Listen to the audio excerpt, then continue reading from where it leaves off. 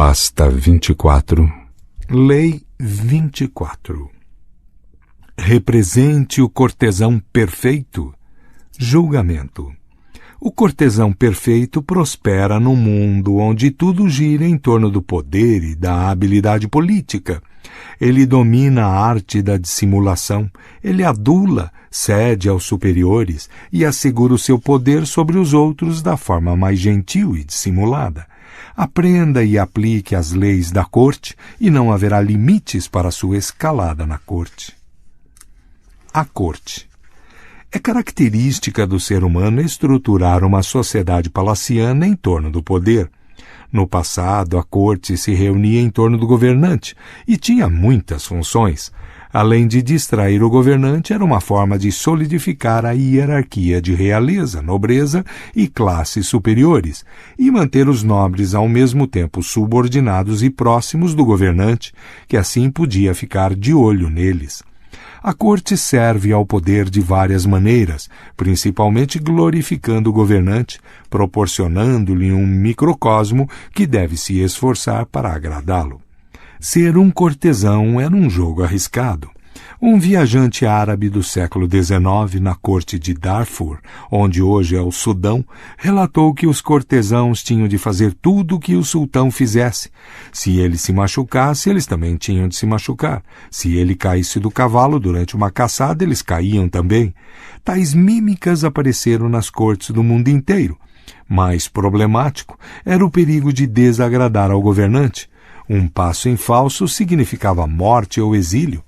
O cortesão bem-sucedido tinha de fazer malabarismos, agradar, mas não muito, obedecer, mas de alguma forma se distinguindo dos outros cortesãos, embora sem se destacar tanto a ponto de deixar o governante inseguro. Os grandes cortesãos ao longo da história dominaram a arte de manipular as pessoas. Eles fazem o rei se sentir mais rei, eles fazem todos os outros temerem o seu poder. São mágicos da aparência, sabendo que quase tudo na corte é julgado pelo que parece ser. Os grandes cortesãos são graciosos e polidos, sua agressividade é velada e indireta. Donos do mundo nunca dizem mais do que o necessário, levando sempre a melhor num elogio ou insulto velado. São ímãs de prazer. As pessoas querem ficar ao seu lado porque eles sabem agradar. No entanto, eles nunca adulam nem se humilham. Grandes cortesãos se tornam os favoritos do rei, gozando dos benefícios dessa posição. Com frequência acabam mais poderosos do que o governante, pois são os magos da acumulação de influência. Muitos hoje desprezam a vida na corte como uma relíquia do passado, uma curiosidade histórica. Argumentam, segundo Maquiavel, como se os céus, o sol, os elementos e os homens tivessem mudado a ordem de seus movimentos de poder e fossem diferentes do que eram na antiguidade. Pode não haver mais rei sol, mas ainda existe muita gente que acredita que o sol gira em torno delas. A corte real pode ter mais ou menos desaparecido, ou pelo menos ter perdido seu poder, mas cortes e cortesãos continuam existindo porque o poder ainda existe. É raro hoje em dia pedir um cortesão que caia do cavalo, mas as leis que governam a política da corte são eternas, como as leis do poder. Há muito o que aprender, portanto, com os grandes cortesãos do passado e do presente. As leis da política da corte. Evite a ostentação. Não é prudente ficar falando muito de si mesmo ou chamar muita atenção para o que você faz. Quanto mais você falar sobre seus feitos, mais desconfiança despertará. Você pode também criar tanta inveja entre seus pares a ponto de induzir traições e punhaladas pelas costas. Tenha cuidado, muito cuidado, ao trombetear suas próprias conquistas e sempre fale menos de você do que dos outros. É preferível a modéstia. Pratique o desinteresse. Nunca pareça estar se esforçando muito. Seu talento deve parecer fluir naturalmente, com uma facilidade que faz as pessoas o tomarem por um gênio e não um viciado no trabalho. Mesmo quando alguma coisa exige muito suor, faça com que pareça simples. As pessoas preferem não ver o seu sangue, suor e lágrimas, o que é outra forma de ostentação. É melhor que elas se encantem com seu estilo tranquilo de conseguir as coisas, do que se perguntem por que isso está dando tanto trabalho. Seja frugal nos elogios. Pode parecer que seus superiores nunca se fartam de elogios, mas o excesso, até do que é bom, desmerece o seu valor. E também desperta desconfiança nos seus pares. Aprenda a elogiar indiretamente, reduzindo a importância da sua própria contribuição, por exemplo, para colocar o seu senhor em melhor situação. Providencie para ser notado. Existe aí um paradoxo. Você não pode se exibir descaradamente, mas também deve se fazer notado. Na corte de Luís XIV, a pessoa para quem o rei decidisse olhar subia instantaneamente de nível na hierarquia palaciana. Você não tem nenhuma chance de subir se o governante não o notar submerso no meio de todos os outros cortesãos. Esta tarefa exige muita arte. No início, quase sempre é uma questão de ser visto, literalmente falando. Preste atenção à sua aparência física, portanto, e descubra como criar um estilo e uma imagem diferente, sutilmente diferente. Altere o seu estilo e linguagem de acordo com a pessoa com quem está lidando. A pseudo-crença na igualdade, a ideia de que falar e agir da mesma maneira com todos, não importa o nível deles, faz de você um modelo de pessoa civilizada. É um terrível engano. Quem estiver abaixo de você tomará isso como uma forma de condescendência, o que de fato é. E os que estão acima de você ficarão ofendidos, embora possam não admitir isso. Você deve mudar o seu estilo, a sua maneira de falar, de acordo com cada pessoa. E isto não é mentir, é interpretar. E interpretar é uma arte, não um dom divino. Aprenda essa arte. E isto vale também para a grande variedade de culturas encontradas na corte moderna. Jamais suponha que os seus critérios de comportamento e julgamento são universais. Não só é o auge do barbarismo não conseguir se adaptar a outra cultura, como coloca você em desvantagem. Não seja o portador de más notícias. O rei mata o mensageiro que lhe traz más notícias. É clichê, mas é verdade. Você deve se esforçar e, se necessário, mentir e enganar para garantir que a sina do portador das más notícias caia sobre um colega, jamais sobre você. Leve apenas boas notícias e a sua abordagem alegrará o Senhor.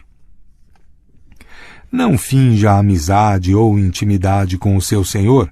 Ele não quer um amigo como subordinado, ele quer um subordinado. Jamais se aproxime dele com um ar à vontade e cordial, ou haja como se fossem muito amigos. Essa prerrogativa é dele. Se ele escolher lidar com você neste nível, adote um ar circunspecto de intimidade, ou então peque pelo excesso e deixe clara a distância entre vocês dois. Não critique diretamente quem está acima de você. Pode parecer óbvio, mas há ocasiões em que uma certa crítica é necessária.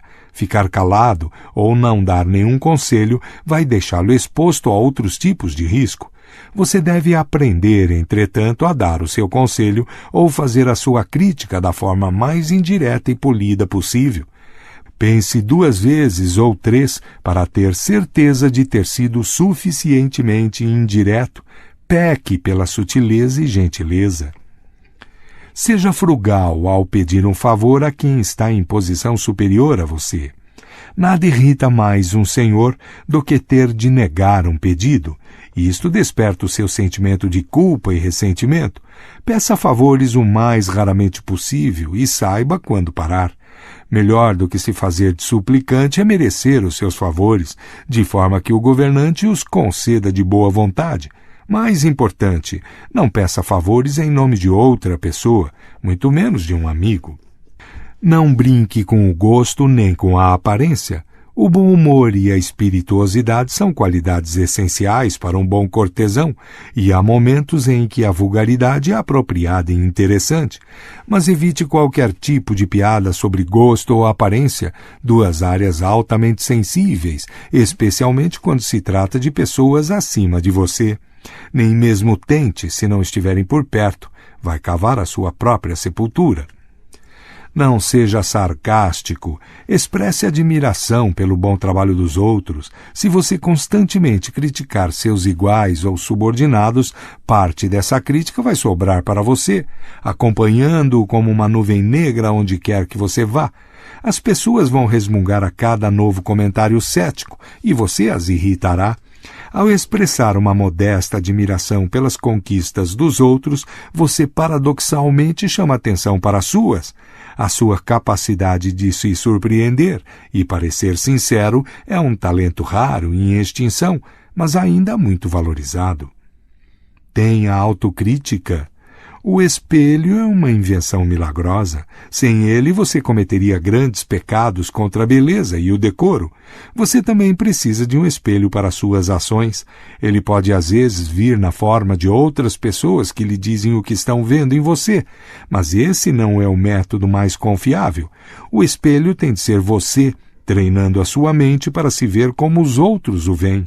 Suas atitudes estão muito obsequiosas, está se esforçando muito para agradar, parece desesperado por atenção, dando a impressão de estar em declínio. Tem autocrítica e evitará uma montanha de disparates. Controle suas emoções. Como um ator numa grande peça, você deve aprender a chorar e a rir por encomenda e na hora certa. Deve ser capaz tanto de disfarçar sua raiva e frustração, quanto de fingir que está satisfeito e de acordo. Você deve saber controlar a expressão do seu próprio rosto. Pode chamar de mentira, se quiser, mas se preferir não fazer esse jogo e ser sempre honesto e direto, não se queixe quando os outros o chamarem de antipático e arrogante. Entre no espírito da época. Uma leve afetação de uma era passada pode ser um charme, desde que já tenham se passado no mínimo 20 anos. Usar a moda de 10 anos atrás é ridículo, a não ser que você goste do papel de bobo da corte. Seu espírito e maneira de pensar devem estar atualizados, mesmo que a moda agrida a sua sensibilidade. Pense muito à frente do seu tempo, entretanto, e ninguém o compreenderá. Não é uma boa ideia ficar muito em evidência nesta área. No mínimo, é mais vantajoso ser capaz de imitar o espírito da época. Seja uma fonte de prazer. Isto é importante. Uma lei óbvia da natureza humana nos faz fugir do que é desagradável e repugnante, enquanto o charme e a promessa de prazer nos atraem como mariposas para a chama da vela. Seja a chama e você subirá no topo. Como a vida é tão cheia de coisas desagradáveis e o prazer é tão raro, você se torna tão indispensável quanto comer e beber. Pode parecer óbvio, mas o óbvio às vezes é ignorado ou desvalorizado. Há graduações nisso. Nem todos podem representar o papel do favorito, pois nem todos foram abençoados com charme e inteligência. Mas todos nós podemos controlar nossas qualidades desagradáveis e obscurecê-las quando necessário. O homem que conhece a corte é senhor dos seus gestos, dos seus olhos e do seu rosto. Ele é profundo, impenetrável. Ele dissimula maus ofícios, sorri para os inimigos, controla sua irritação, disfarça suas paixões, desmente o seu coração, fala e age de modo diferente do que está sentindo. Jean de La Bruyère, 1645-1696. Cenas da vida na corte. Atos exemplares e erros fatais. Cena 1. Alexandre o Grande, conquistador da bacia do Mediterrâneo e do Oriente Médio, através da Índia, teve o grande Aristóteles como tutor e mentor, e ao longo de toda a sua breve vida permaneceu fiel à filosofia e aos ensinamentos do seu mestre. Certa vez ele se queixou com Aristóteles de, nas suas longas campanhas, não ter com quem discutir assuntos filosóficos. Aristóteles respondeu sugerindo que levasse Calistênes, um ex-aluno seu e filósofo promissor, junto com ele na próxima campanha. Aristóteles tinha instruído Calistênes nas artes do bom cortesão, mas o jovem secretamente as achava ridículas. Ele acreditava na filosofia pura, nas palavras sem adornos, em dizer a verdade nua e crua. Se Alexandre gostava tanto de aprender, pensou Calistênes, não se incomodaria se alguém lhe dissesse o que pensava. Durante uma das principais campanhas de Alexandre, Calistênes disse demais o que pensava, e Alexandre mandou matá-lo. Interpretação. Na corte, honestidade é bobagem. Não seja tão autocentrado a ponto de acreditar que o senhor está interessado nas suas críticas, mesmo que elas tenham fundamento. Cena 2. Começando pela dinastia Han, 2000 anos atrás, os eruditos chineses compilaram uma série de textos chamados 21 Histórias, que são a biografia oficial de cada dinastia, incluindo histórias, estatísticas, números de censos e crônicas de guerra. Cada história possui também um capítulo chamado Ocorrências Inusitadas, e aqui, entre as relações de terremotos e enchentes, às vezes aparecem descrições de manifestações bizarras, como ovelhas de 2 cabeças, gansos que voam para trás, estrelas surgindo de repente em diferentes partes do céu, e por aí vai. Os terremotos puderam ser historicamente conferidos, mas os monstros e estranhos fenômenos naturais foram nitidamente inseridos de propósito e ocorriam sempre aglomerados. O que isso queria dizer? O imperador chinês era considerado mais do que um homem, ele era uma força da natureza. Seu reino era o centro do universo e tudo girava ao seu redor. Ele personificava a perfeição do mundo. Criticá-lo, ou alguns de seus atos, era o mesmo que criticar a ordem divina. Nenhum ministro ou cortesão ousava abordar o imperador com a mais leve palavra de advertência. Mas imperadores falham e o reino sofria muito com seus erros. Inserir visões de fenômenos estranhos nas crônicas da corte era a única forma de avisá-los. O imperador leria que os gansos estavam voando de trás para frente e que as luas tinham saído de órbita e perceberia que estava sendo advertido. Seus atos estavam desequilibrando o universo e precisavam mudar. Interpretação. Para os cortesãos chineses era muito importante saber como aconselhar o imperador. Ao longo dos anos, milhares deles tinham morrido tentando alertar ou aconselhar o seu senhor. Para serem seguras, suas críticas tinham de ser indiretas, mas se fossem indiretas demais, não seriam ouvidas. As crônicas foram a solução, sem identificar ninguém como a origem da crítica, tornando o conselho mais impessoal possível, mas informando o imperador sobre a gravidade da situação. O seu senhor não é mais o centro do universo, mas continua achando que tudo gira em torno dele. Quando você o critica, ele vê a pessoa que faz a crítica e não a crítica em si. Como os cortesãos chineses, você deve encontrar um jeito de sumir por trás do alerta. Use símbolos e outros métodos indiretos para pintar um quadro dos problemas futuros, sem colocar em risco o seu pescoço. Cena 3. No início da sua carreira, o arquiteto francês Jules Mansart foi chamado para projetar pequenos acréscimos ao Palácio de Versalhes para o rei Luís XIV. Para cada projeto ele desejava as plantas, certificando-se de estarem de acordo com as instruções de Luís. Depois ele as apresentava à sua majestade. O cortesão Saint-Simon descreveu a técnica de Mansart para lidar com o rei. A sua habilidade estava em mostrar ao rei plantas nas quais havia alguma imperfeição, quase sempre tratando-se dos jardins, que não eram a especialidade de Mansart. O rei, como Mansart, esperava, ia direto no problema e propunha uma solução, quando Mansart então exclamava para todos ouvirem que ele jamais teria notado o problema que o rei tão magistralmente descobriu e solucionou. Ele explodia em palavras de admiração, confessando que, comparado ao rei, ele não passava de um humilde aluno. Aos 30 anos de idade, tendo usado esses métodos repetidas vezes, Mansart recebeu uma encomenda real de grande prestígio. Embora menos talentoso e experiente do que vários outros desenhistas franceses, ele foi encarregado de ampliar Versalhes. A partir de então, foi o arquiteto do rei. Interpretação. Quando jovem, Mansart tinha visto muitos artesãos reais a serviço de Luís XIV perderem seus postos, não por falta de talento, mas devido a uma mancada social que lhes custou muito caro. Ele não cometeria o mesmo engano. Mansart sempre procurou deixar Luís satisfeito com ele mesmo, sempre procurou alimentar a vaidade do rei da maneira mais pública possível. Não imagine que basta ter habilidade e talento. Na corte, a arte do cortesão é mais importante do que o seu talento. Não gaste tanto tempo estudando a ponto de negligenciar o traquejo social. E o mais importante é fazer o senhor parecer mais talentoso do que os outros. Cena 4. Jean-Baptiste Isabey foi o pintor extra-oficial da corte de Napoleão.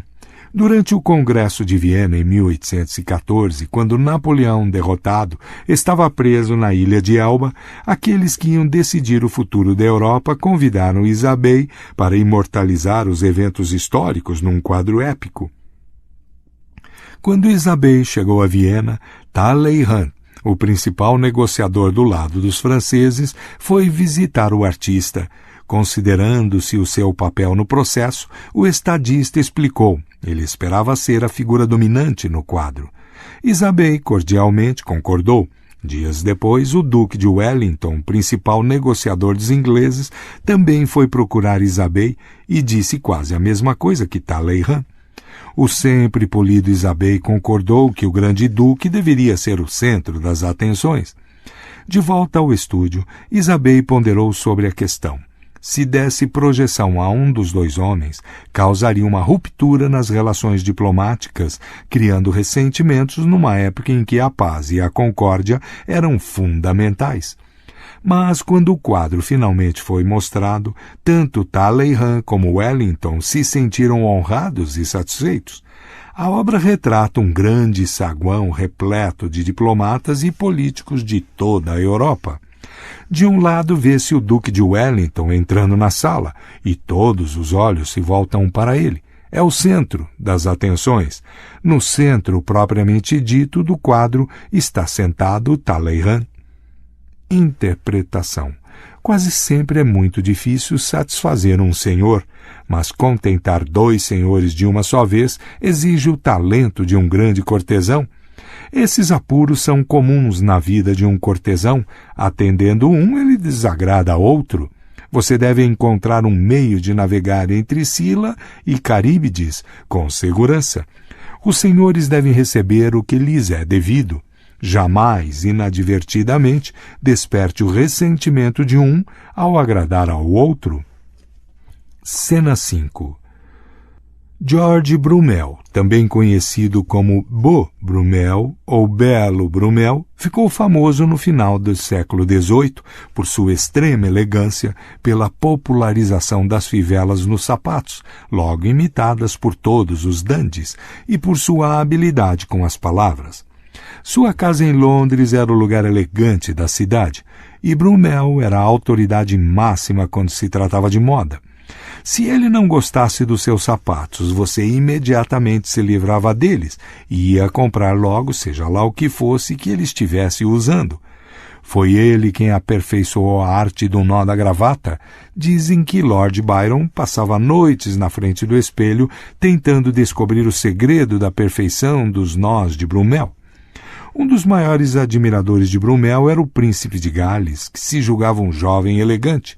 Ligando-se à corte do príncipe com uma pensão real, Brummel em breve estava tão certo da sua própria autoridade ali que começou a fazer piadas sobre os quilos a mais do príncipe, referindo ao seu anfitrião como Big Ben.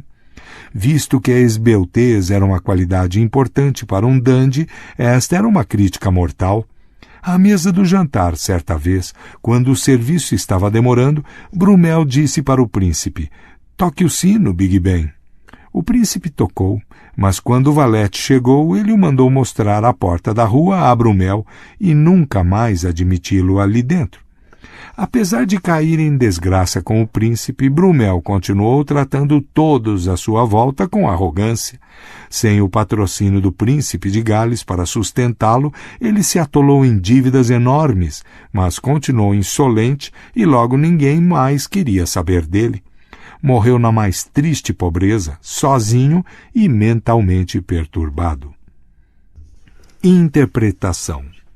A soberba espirituosidade de Beaubrumel foi uma das qualidades que o fizeram estimado pelo príncipe de Gales, mas nem mesmo ele, o árbitro do bom gosto e da moda, conseguiu escapar impunemente a uma brincadeira com a aparência do príncipe, ainda mais por ter sido na sua frente. Não brinque com a gordura de ninguém, mesmo de forma indireta, e particularmente se for o seu senhor. Os asilos para indigentes estão repletos de pessoas que brincaram assim às custas dos seus senhores. Cena 6. O Papa Urbano VIII queria ser lembrado por sua habilidade como poeta, que infelizmente, na melhor das hipóteses, era medíocre. Em 1629, o duque Francesco d'Este, conhecendo as pretensões literárias do Papa, enviou o poeta Fulvio Teste como seu embaixador ao Vaticano. Uma das cartas de Teste ao duque revela por que foi escolhido.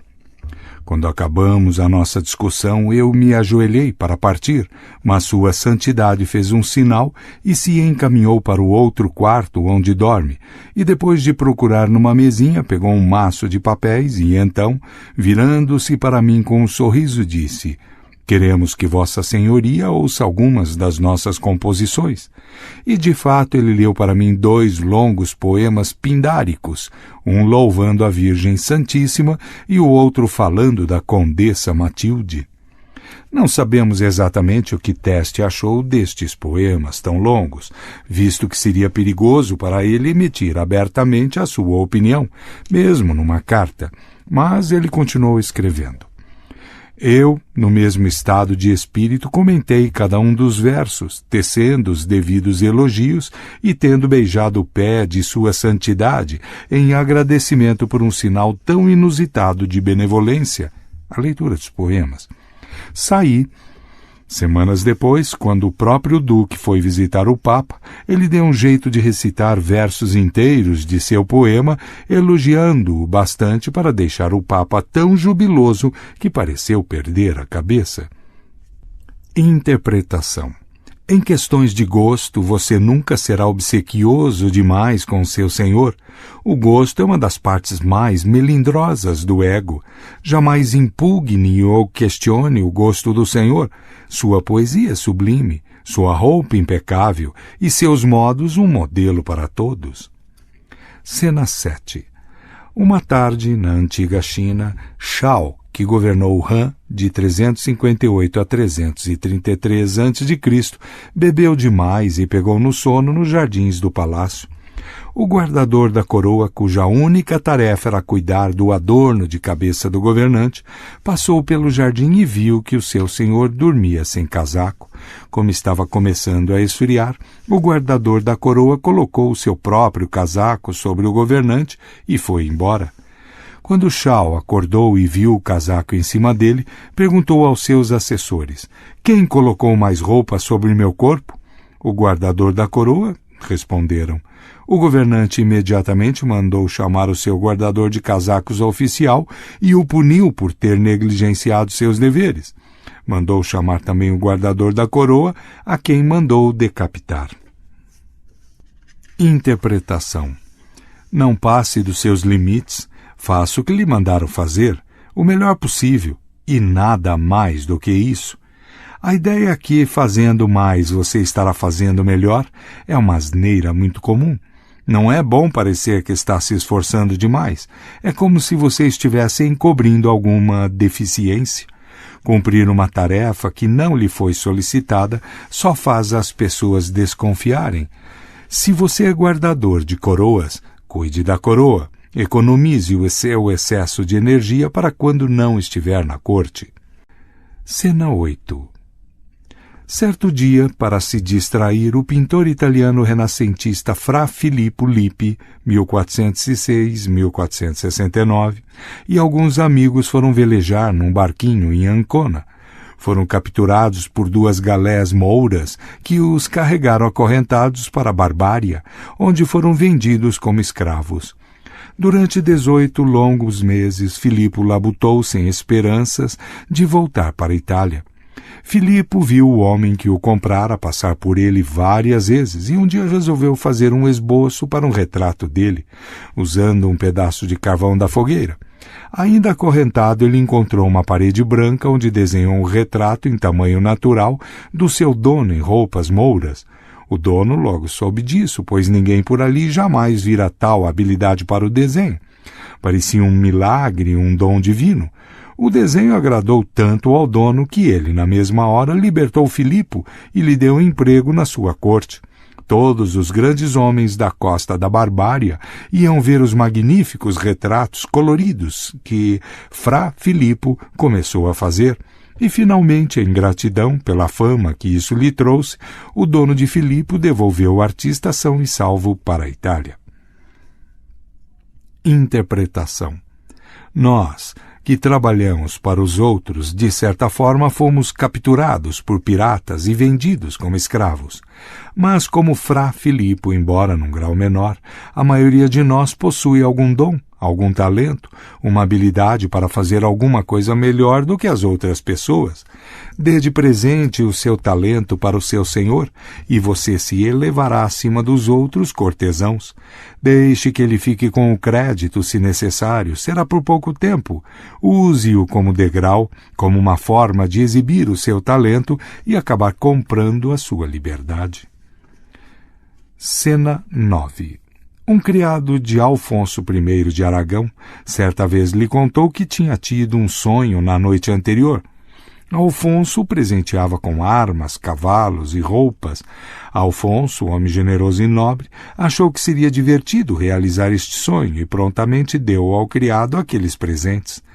Pouco depois, o mesmo criado anunciou a Alfonso que tinha tido mais um sonho e que neste Alfonso lhe dera uma pilha considerável de florins de ouro.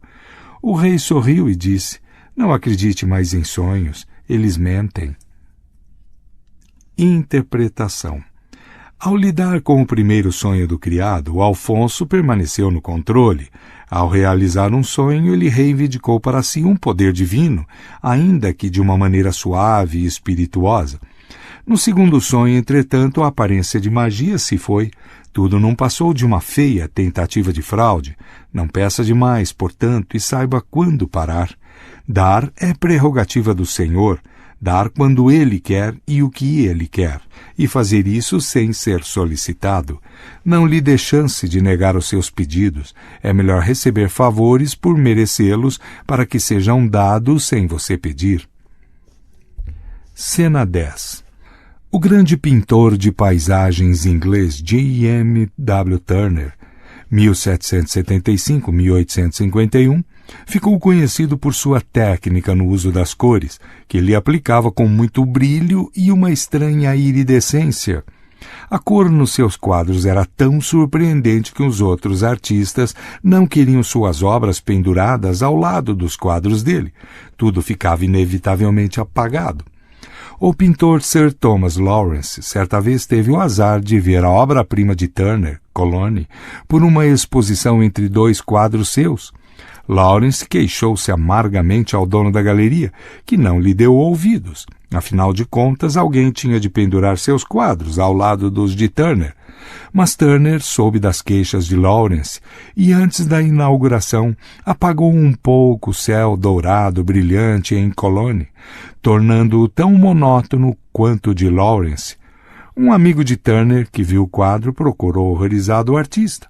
"O que fez com seu quadro?" disse ele. "Ora, o pobre do Lawrence estava tão infeliz", Turner retrucou. "É só negro de fumo. Eu limpo depois da exposição." Interpretação. Muitas das preocupações de um cortesão têm a ver com o Senhor, onde reside a maioria dos perigos, mas é um engano imaginar que o Senhor é o único a determinar o seu destino. Seus iguais e subordinados também fazem o seu papel. A corte é um vasto viveiro de ressentimentos, medos e muita inveja. É preciso acalmar todos aqueles que um dia possam vir a prejudicar você, desviando seus ressentimentos e invejas e direcionando a hostilidade deles para outras pessoas. Turner, eminente cortesão, sabia que a sua sorte e fama dependiam dos seus colegas pintores, assim como de seus marchands e patronos. Quantas personalidades ilustres foram derrubadas por colegas invejosos! É melhor apagar temporariamente seu brilho do que sofrer as pedradas da inveja. Cena 11. Winston Churchill era um artista amador. E depois da Primeira Guerra Mundial, suas pinturas se tornaram peças de coleção. O editor americano Henry Lutz, criador das revistas Time e Life, tinha nas paredes de seu escritório particular em Nova York uma paisagem de Churchill. Certa vez, numa turnê pelos Estados Unidos, Churchill estava no escritório de Lutz e os dois examinaram juntos o quadro. O editor observou: "O quadro é bom, mas acho que precisa de alguma coisa em primeiro plano, uma ovelha, talvez." Para o horror de Lutz, a secretária de Churchill ligou para ele no dia seguinte e pediu para mandar o quadro para Londres. Lutz mandou, mortificado com a possibilidade de ter ofendido o ex-primeiro-ministro. Dias depois, entretanto, o quadro estava de volta, mas com uma ligeira alteração. Uma única ovelha pastava pacificamente em primeiro plano. Interpretação. Em estatura e fama, Churchill estava acima de Lutz, mas Lutz, sem dúvida, era um homem de poder, portanto, vamos imaginar uma leve igualdade entre os dois. Mesmo assim, o que Churchill tinha a temer de um editor americano? Por que inclinar-se diante da crítica de um diletante? Uma corte, neste caso, todo mundo de diplomatas e estadistas internacionais, e também de jornalistas que os cortejam, é um espaço de mútuas dependências. Não é sensato insultar ou ofender o gosto de pessoas de poder, mesmo que estejam abaixo ou no mesmo nível que você. Se um homem como Churchill é capaz de engolir as críticas de um homem como Lutz, ele se mostra um cortesão ímpar. Talvez o fato de ter corrigido o quadro sugerisse uma certa condescendência também, mas ele fez isso com tanta sutileza que Lutz nem percebeu. Imite Churchill, coloque a ovelha. É sempre vantajoso representar o cortesão prestativo, mesmo quando você não está servindo a nenhum senhor. O delicado jogo de cortejar. Um alerta. Talleyrand foi um consumado bajulador, especialmente ao servir ao seu senhor Napoleão. Quando os dois estavam começando a se conhecer, Napoleão certa vez disse de passagem: "Vou almoçar na sua casa um dia desses." Talleyrand tinha uma casa em Auteuil, nos subúrbios de Paris. "Ficaria encantado, mon général", retrucou o ministro, "e como minha casa fica próxima de Bois de Boulogne, o senhor poderá se distrair praticando tiro ao alvo à tarde." "Não gosto de atirar", disse Napoleão, "mas gosto muito de caçar. Tem javalis no Bois de Boulogne?" Napoleão vinha da Córcega, onde a caça ao javali é um esporte muito apreciado. Ao perguntar se existiam javalis num parque de Paris, ele se mostrou ainda um homem provinciano, quase um caipira. Talleyrand não riu, entretanto, mas não conseguiu resistir a uma piada sobre o homem que agora era seu superior na política, embora não no sangue e na nobreza, visto que Talleyrand era de uma família aristocrática antiga. À pergunta de Napoleão, portanto, ele respondeu simplesmente: "Poucos, mon général, mas aposto que o senhor dará um jeito de encontrar um." Foi combinado que Napoleão chegaria à casa de Talleyrand no dia seguinte às 7 horas e ficaria a manhã inteira lá. A caça ao javali seria de tarde. Durante toda a manhã o excitado general só fazia perguntar sobre a caça ao javali. Enquanto isso, Talleyrand mandou seus criados, escondidos ao mercado, comprar 2 enormes porcos pretos e levá-los para o parque. Depois do almoço, os caçadores partiram com seus cães para Bois de Boulogne. A um sinal secreto de Talleyrand, os criados soltaram um dos porcos. Estou vendo um javali. Napoleão girou contente, saltando sobre o cavalo para correr atrás dele. Talleyrand ficou para trás. Meia hora de galope pelo parque e o javali foi finalmente capturado. No momento triunfal, entretanto, Napoleão foi abordado por um dos seus assessores, que sabia que aquela criatura não podia ser um javali e temia que o general caísse em ridículo quando a história se espalhasse. "Senhor", disse ele para Napoleão, "certamente está percebendo que isto não é um javali, e sim um porco."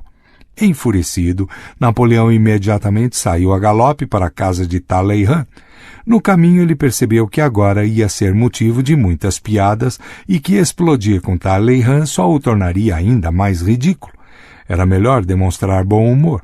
Ainda assim, não escondeu seu desagrado também. Talleyrand achou melhor tentar apaziguar o ego ofendido do general. Disse para Napoleão não voltar logo para Paris. Ele deveria ir caçar novamente no parque. Lá havia muitos coelhos e caçá-los tinha sido um dos passatempos preferidos de Luís XVI. Talleyrand até sugeriu que Napoleão usasse um conjunto de pistolas que tinham pertencido a Luís. Com muito elogio e bajulação, ele conseguiu mais uma vez que Napoleão concordasse em caçar. O grupo saiu para o parque no final da tarde. No caminho, Napoleão disse a Talleyrand: "Não sou Luís XVI e certamente não vou matar nenhum coelho." Mas naquela tarde, por estranho que pareça, o parque estava cheio de coelhos. Napoleão matou uns 50 e seu humor passou da raiva para a satisfação. Mas no final dessa matança toda, o mesmo assessor se aproximou dele e sussurrou no seu ouvido: "Para falar a verdade, senhor, estou começando a acreditar que estes não sejam coelhos selvagens. Desconfio que esse tratante Talleyrand nos pregou outra peça." O assessor estava certo. Talleyrand tinha mesmo mandado seus criados novamente ao mercado, onde compraram dezenas de coelhos que depois soltaram no Bois de Boulogne. Napoleão montou imediatamente no seu cavalo e saiu galopando, desta vez direto para Paris. Mais tarde, ele ameaçou Talleyrand, alertando para não contar a ninguém o que tinha acontecido. Se ele se tornasse alvo de piadas em Paris, ia ser um inferno. Levou meses para Napoleão recuperar a confiança em Talleyrand e nunca o perdoou totalmente por essa humilhação. Interpretação. Cortesãos são como mágicos, brincam com as aparências, deixando que as pessoas ao seu redor vejam apenas aquilo que ele quer. Com tanta trapaça e manipulação em jogo, é essencial impedir que as pessoas vejam seus truques e percebam o que você faz com as mãos. Talleyrand era normalmente o grande mago da corte e não fosse o assessor de Napoleão, ele teria se saído muito bem na sua tentativa de agradar ao seu senhor e ao mesmo tempo divertir-se às suas custas. Mas a arte de cortejar tem suas sutilezas, e descuidar das armadilhas e possíveis erros pode arruinar os seus melhores truques. Não se arrisque a ser apanhado nas suas manobras, não deixe que as pessoas vejam seus artifícios. Se isso acontecer, elas passam a vê-lo não mais como um cortesão muito bem educado, mas como um tratante execrável. É um jogo muito delicado. Tenha o máximo cuidado para não deixar pistas e não deixe que o seu senhor o desmascare. Notas. Os dois cães. Barbos, o fiel cão de guarda que serve ao seu senhor com dedicação, vê sua velha amiga Juju, a cadelinha de estimação de pelo encaracolado, sentada na janela sobre uma macia almofada de penas. Sorrateiro, ele se aproxima afetuosamente como uma criança que procura os pais e chora de emoção. E ali debaixo da janela abana o rabo e saltita: "Que vida você leva agora, Jujutica, desde que o senhor a levou para a sua mansão? Você deve se lembrar, sem dúvida, de como passávamos fome no pátio. Como é seu serviço atualmente?" "Seria um pecado reclamar da minha sorte", responde Jujutica. "Meu senhor me dá toda a atenção possível. Vivo na riqueza e na abundância, e como e bebo em peças de prata. Brinco com os senhores, se fico cansada, descanso sobre tapetes ou numa almofada macia. E como você está? Eu? Responde Barbos, deixando cair a cauda como um chicote, baixando a cabeça. Vivo como costumava viver, passo frio e fome, e aqui, enquanto guardo a casa do meu senhor, tenho que dormir encostado no muro e fico encharcado na chuva. E se começo a latir na hora errada, sou chicoteado. Mas, como você, Juju, tão pequena e fraca, conseguiu cair nas suas graças, enquanto eu me esfolo inutilmente? O que você faz? O que você faz é uma boa pergunta, respondeu Juju com ar de zombaria. Eu ando sobre as pernas traseiras. Fábulas. Ivan Krylov, 1768-1844. É sensato ser polido. Por conseguinte, é idiotice ser rude. Criar inimigos com a falta desnecessária e proposital de civilidade é insensatez tão grande quanto tocar fogo na própria casa, porque a polidez é como uma ficha, uma moeda reconhecidamente falsa e com a qual é tolice agir com avareza. O homem de bom senso será generoso ao usá-la. A cera, substância naturalmente dura e quebradiça, pode se tornar macia aplicando-se um pouco de calor, adquirindo a forma que mais lhe agradar. Da mesma maneira, sendo polido e gentil, você pode tornar as pessoas dóceis e servis, mesmo que tendam a ser rabugentas e malevolentes. Portanto, a polidez é para a natureza humana o que o calor é para a cera. Arthur Schopenhauer, 1788-1860. Fim de notas.